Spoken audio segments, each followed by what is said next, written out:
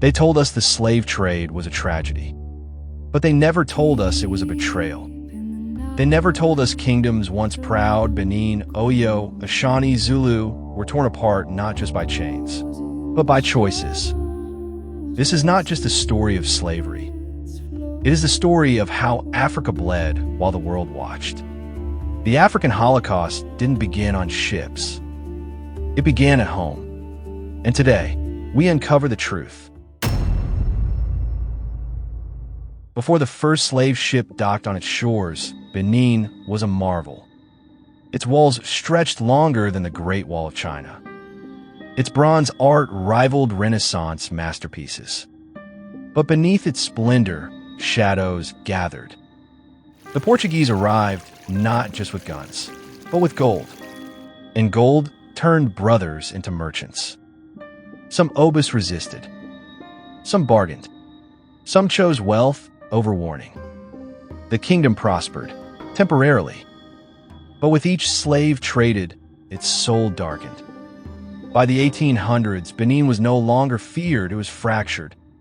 And when the British came with fire and steel, there was no empire left to protect. Oyo rose like thunder in West Africa. A cavalry nation, a giant in trade and territory. Its economy? Horses, taxes, and slaves. The elephant of Oyo became both king and dealer.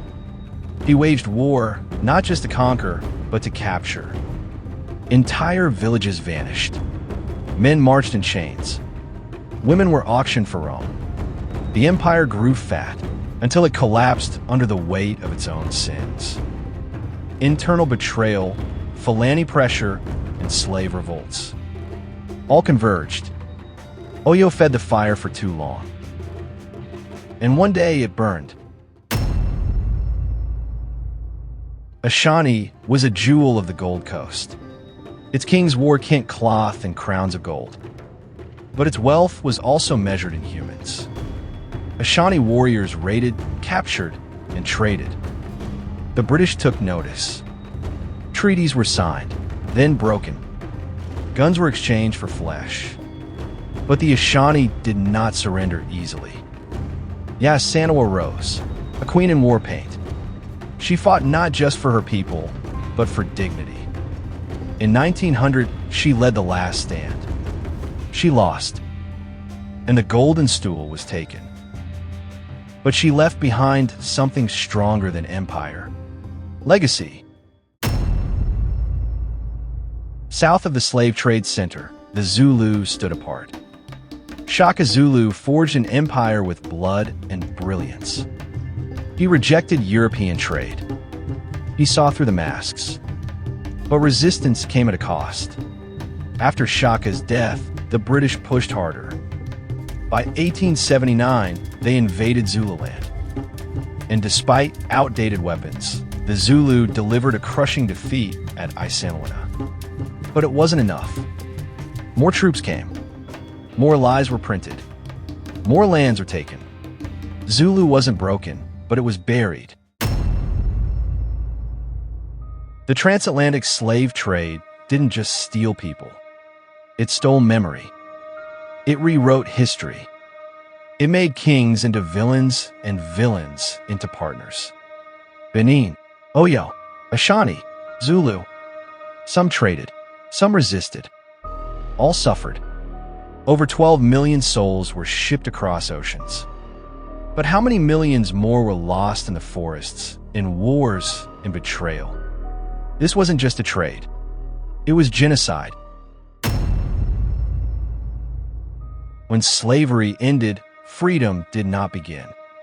The same ships returned, this time with flags. The British, the French, the Dutch, the Portuguese. Colonialism was slavery, rebranded.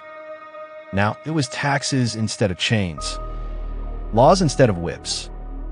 Africa was carved up like loot, its kingdoms reduced to footnotes, its heroes called savages, its monuments looted. But memory cannot be colonized. We were never meant to remember this. They erased our books. They burned our cities. They silenced our tongues. But truth echoes. In Ghana's dungeons, tourists now stand where slaves once wept. In Benin, the bronzes are being returned. In Kenya, Dedan Kimathi has a statue. And in South Africa, Shaka's legacy has outlived the British Empire. History is reclaiming itself. The African Holocaust is not over. Its scars are in poverty, borders, and broken identity. But there is healing in remembrance. There is justice in truth. So tell this story. Share it. Scream it. Because silence is how they won.